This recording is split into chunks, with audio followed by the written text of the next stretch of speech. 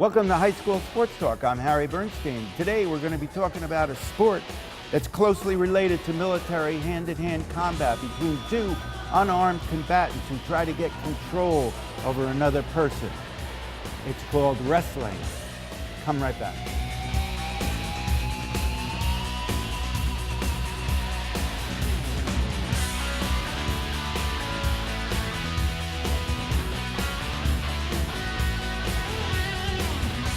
And we're back. We're at JFK High School talking to the wrestling coach, first-year wrestling coach, Nick Salento, and one of his top wrestlers, Carl Batista. Gentlemen, welcome to the show.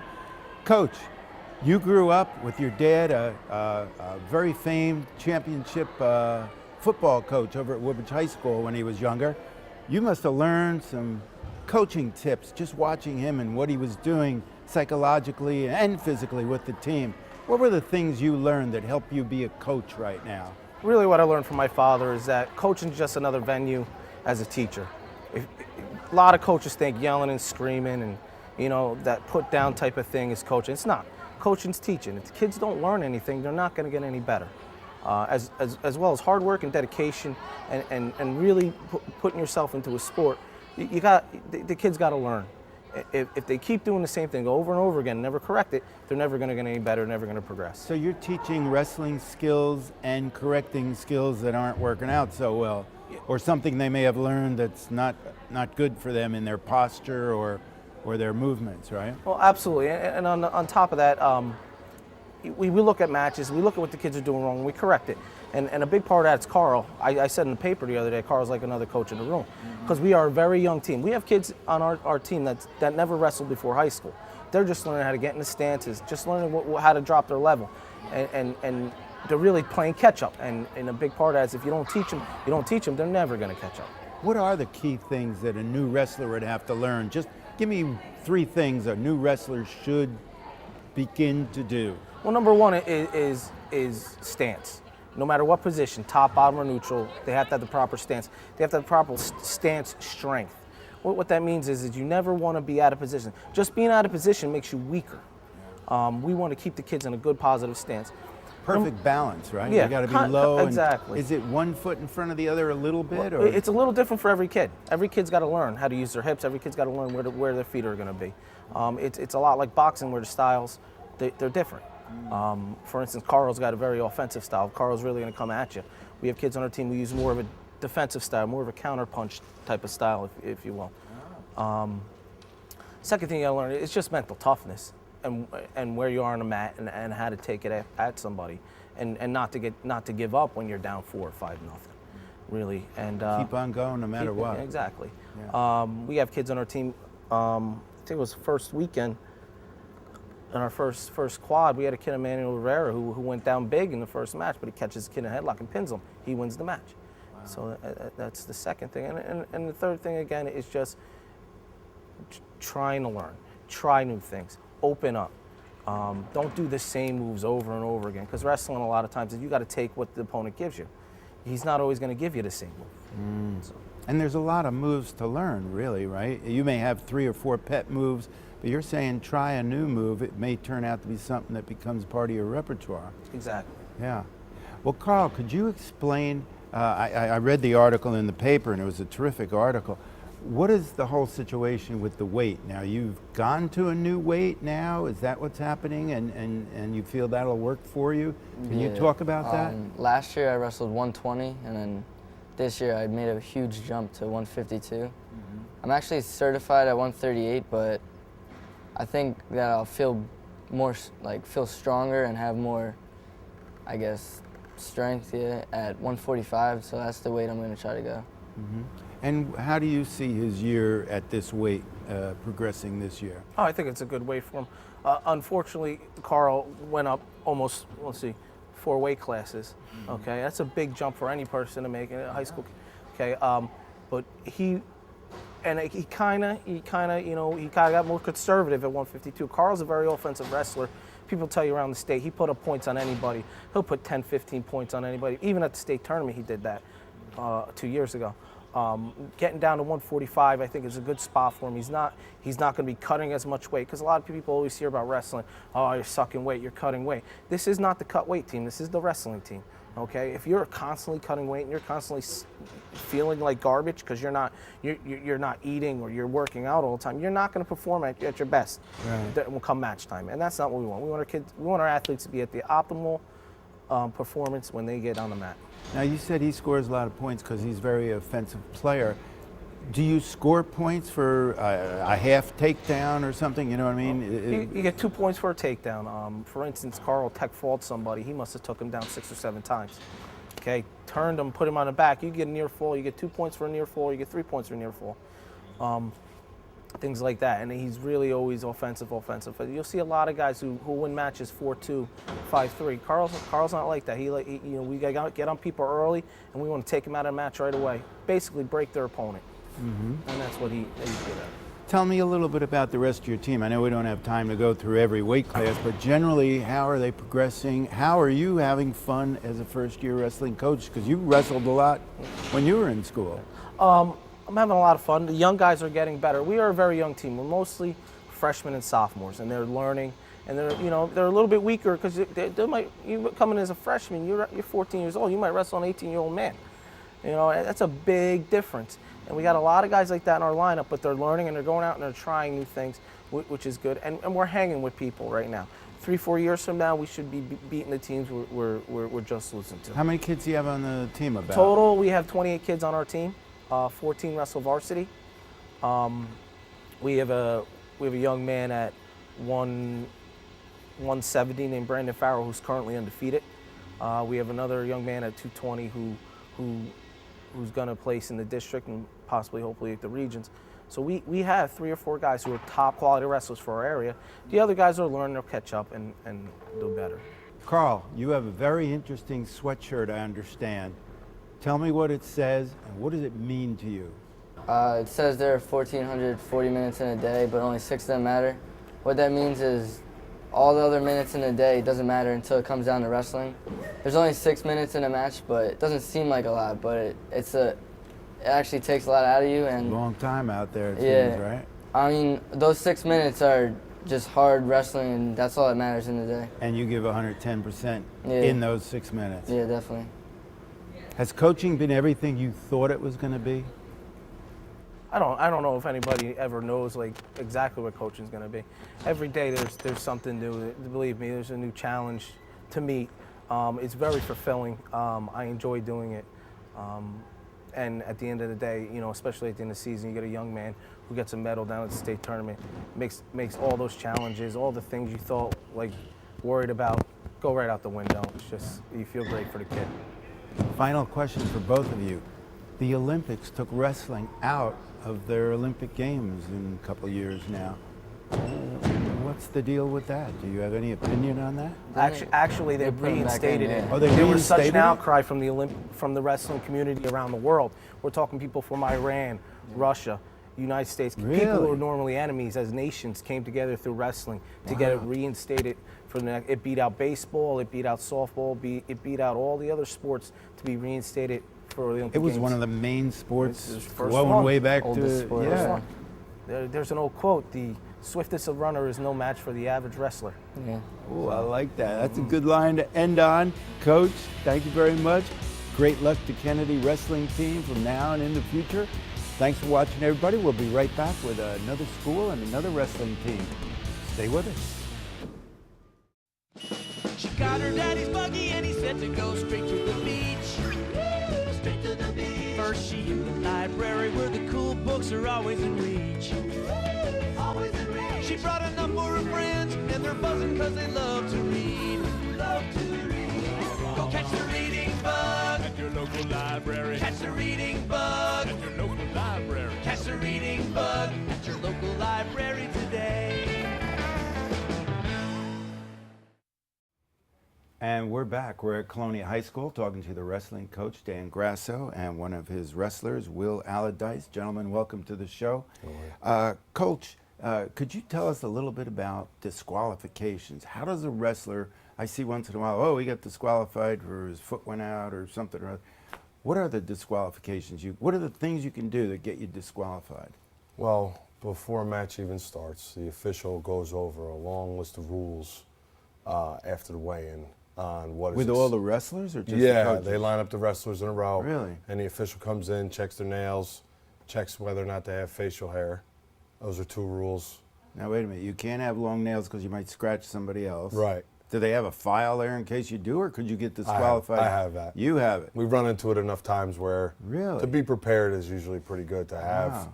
like a nail clipper and like razor and shaving cream in case they're In other words, if they they're allowed to have a mustache, they're not allowed to have anything else besides because that. they can bruise somebody else with their I face. guess kind because of they thing? could rub it, or maybe they could hide like a skin problem. So you'd be disqualified I'd right be now? disqualified Yeah. immediately, All right, but I'm well. not. I'm not wrestling. Well, that's interesting. What else gets you disqualified during a match? Yeah. Well, they read through a long list of what is acceptable and not acceptable behavior, and if you break one of those rules, like certain officials have specific things that Different than other officials? Well, no, all the rules are the same, but Yeah. if you Some are more. to get disqualified from the match, you have to do either you could lock hands a specific amount of times, full Nelson a specific amount of times, and or just your behavior is that bad. Now you're not allowed to lock hands. You can grab your own wrist if you're holding a guy, but you can't Right. put your fingers You together. can't grab your own wrist underneath. Oh, That's locked hands. wow. And if you have a hand behind in a half Nelson, you can't have the other hand underneath either. That's a full Nelson. Because that could hurt somebody's neck. Right. They'll warn you a Yeah. couple times. After a few times, then you're going to get disqualified. Wow. Does it happen a lot during a match that sometimes somebody does get disqualified? No, if you see it happening, which doesn't, you never ever teach illegal stuff. So Right. if it does happen in a match, if it happens in a match over and over again, it's a little bit of a reflection of what you're doing. Right. So no, that doesn't happen to us Right, really right. ever. Right. But That's interesting. Where did you get your passion for wrestling? Well, I wanted to help myself for football, get myself better, help with the agility. We do a lot of running, so it helps. So football and wrestling, you're working your body both places. One helps the other, and back and forth, right? Yep. Yeah.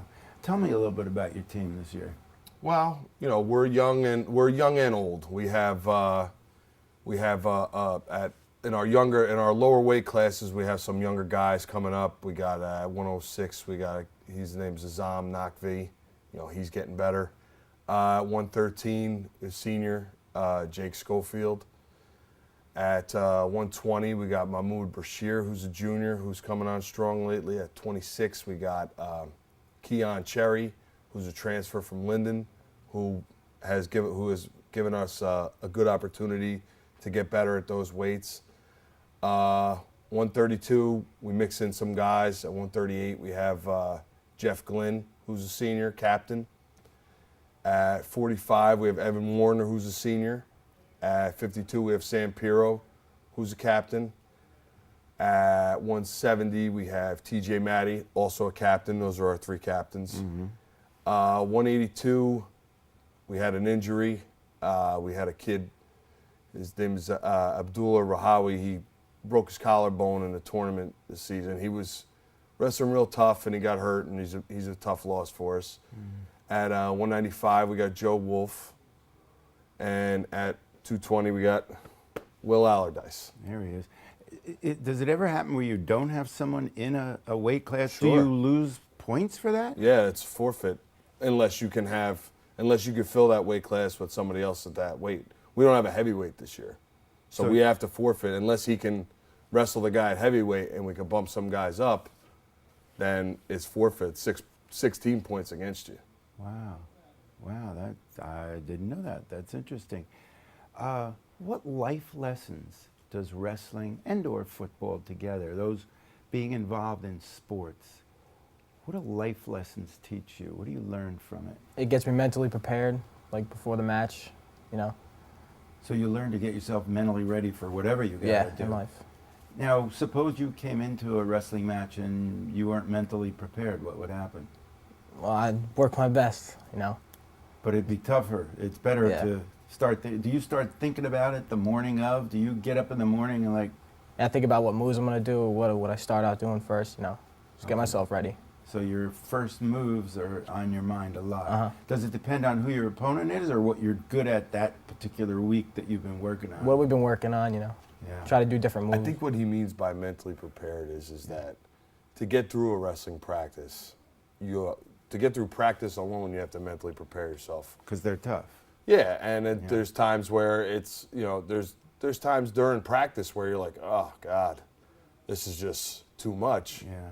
And, you know, you could see it on their faces. Not as much him, he's a pretty tough guy. Yeah. But you could see it on their faces when, you know, when you're really practicing hard. Right. There's guys that, you know, if you're not prepared to handle that, They'll wear you out. you're not gonna be prepared for a match. Yeah. Where do you get the energy? What is it, 6 minutes for a match? Yeah. Where does that energy come from? It's a long 6 minutes, right? It's all in the heart. Talk about that. All in the heart. I don't know, man. It's just like, You just got to come in with it? you got to be ready to wrestle whenever, Yeah. you know. Sometimes you either got it or you don't, as far as heart's concerned. We got there's guys out there that are great technical wrestlers, and when the chips are down, sometimes they're not as good because they don't have that thing that, you know, pumps the blood through your system. But you've probably seen wrestlers that have learned to find their heart? Sure, but most of the time you could see when push comes to shove, as far as when you want to quit, you see where that reveals whether or not you have heart. Right. Most of the time. When you're down a couple points and you got a minute left, how Sure. hard are you going to? What are you going to do? Yeah. Are you going to quit or are you going to go?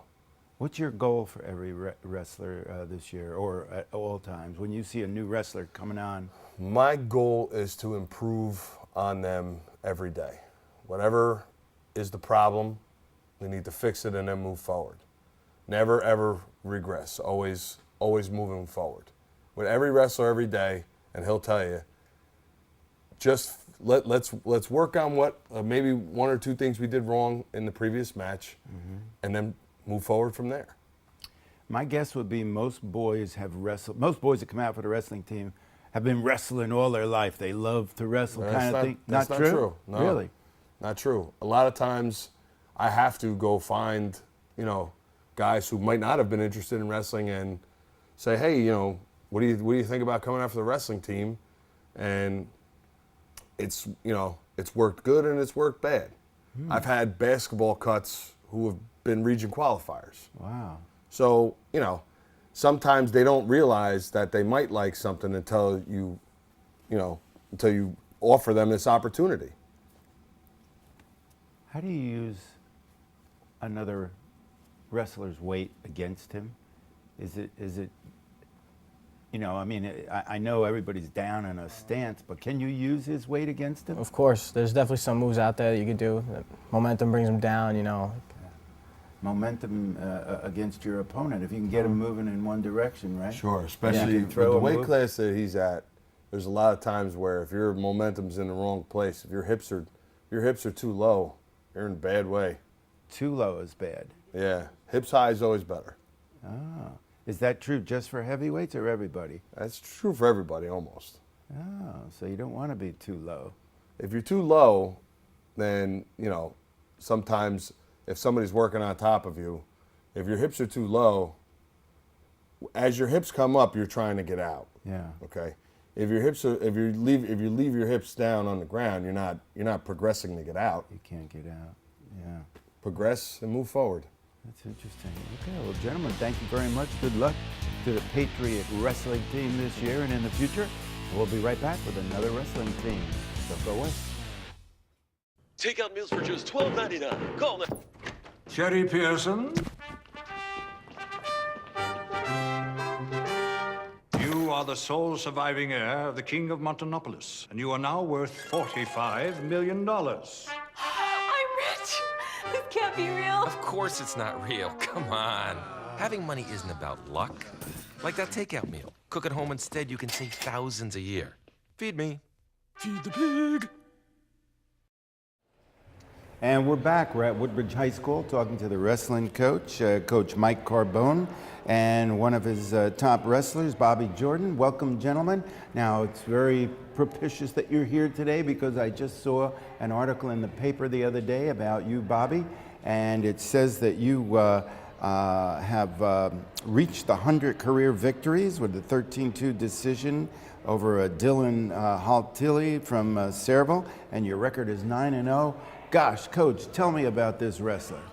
Well, he's been wrestling since I first got here 3 years ago. He started as a freshman. He was the only freshman that started in the lineup. He had his first year 26 wins, then he went up to 28 wins. So off the bat, he was at 54 wins, and now he entered the season with 91 wins. He's up to 100.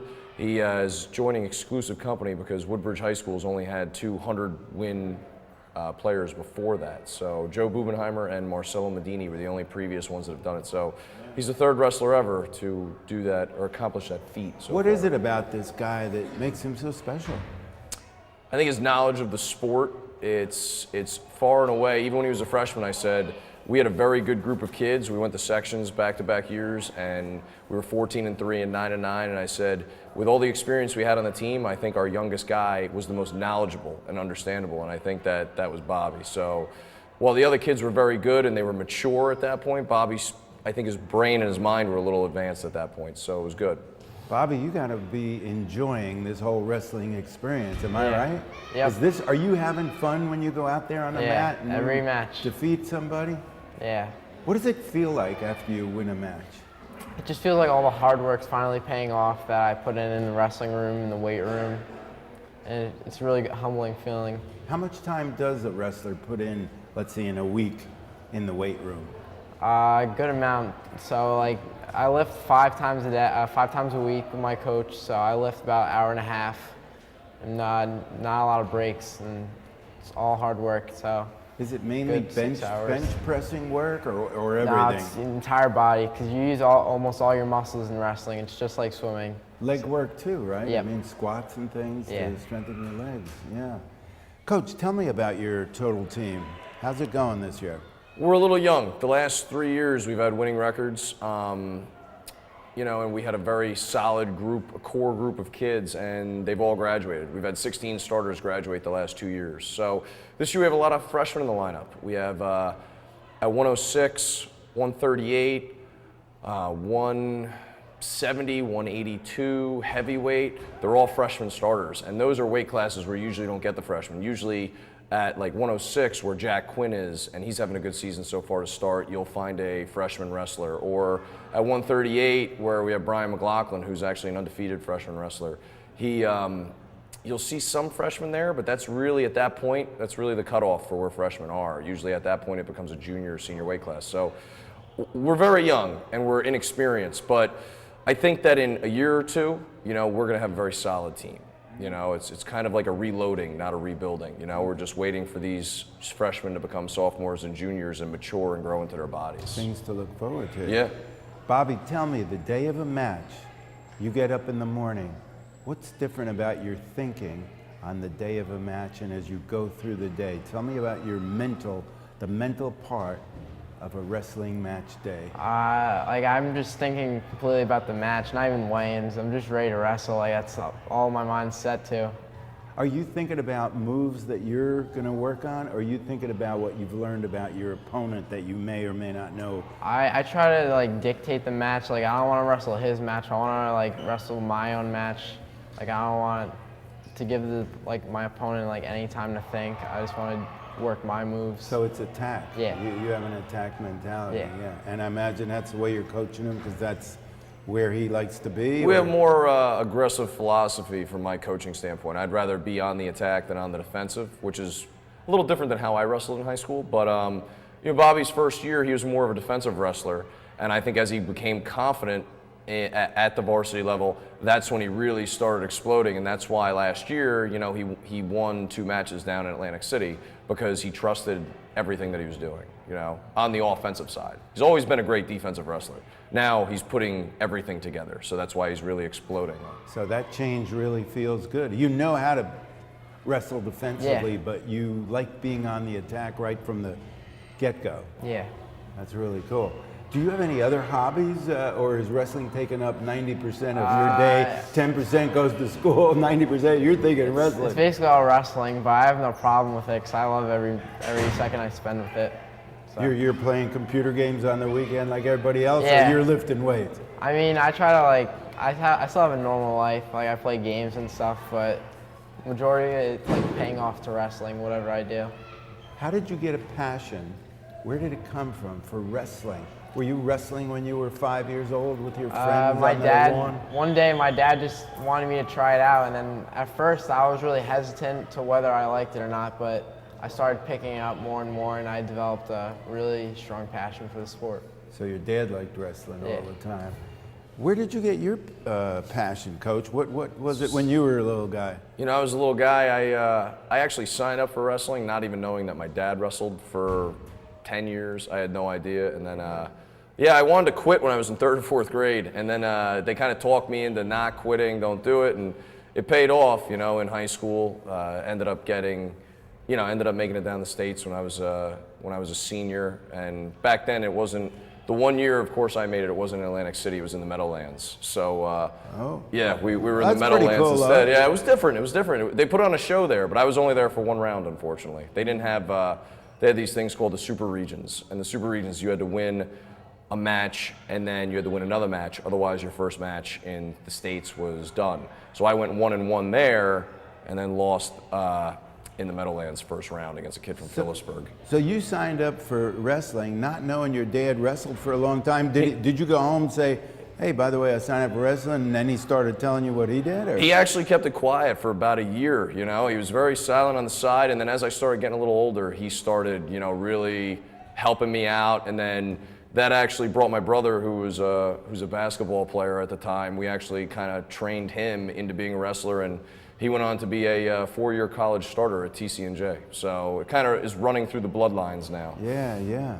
Coach, what is your goal for somebody like Bobby and or all your guys? What is the goal that you set for each one when they're going out on the mat that day? What are you talking to them about? Well, our main goal is to wrestle for 6 minutes. The hardest thing is people don't realize that 6 minutes of conditioning and going all out for 6 minutes it takes hours upon hours to do that. If anybody rolls around on the mat for 30 seconds, they go, how long was that, 5 minutes? And you're like, no, it was 30 seconds. It's exhausting. So I always try to make our team the best conditioned team. And what you know will dictate what my expectations are of you. You know, we've talked to Bobby. Last year our goal was placing in states, and although we fell around short, we wanted him to take top 8. This year our goal hasn't changed. We said his senior year our goal is state championship. So we're hoping that, you know, he could be the first Woodbridge wrestler to take first in the state. Well, that is very cool. Coach, good luck to you the rest of the way and in the future with your young wrestlers. Bobby, keep on going, man. Give it all you got. Pleasure meeting you, and congratulations on your great record here.